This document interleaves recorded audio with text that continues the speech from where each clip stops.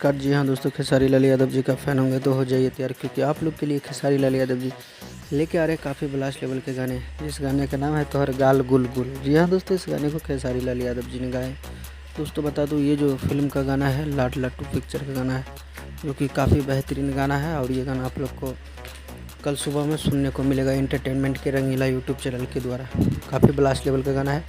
आशा और विश्वास है दोस्तों ये गाना आप लोग को काफ़ी पसंद आएगा। वैसे तो खेसारी लाल यादव जी से जुड़े हर खबर सबसे पहले देखने को मिलता है हमारे यूट्यूब चैनल के माध्यम से। तो रहिए तैयार, जैसे ही ये गाना आता है तो आप लोग ज़्यादा से ज़्यादा प्यार दीजिएगा।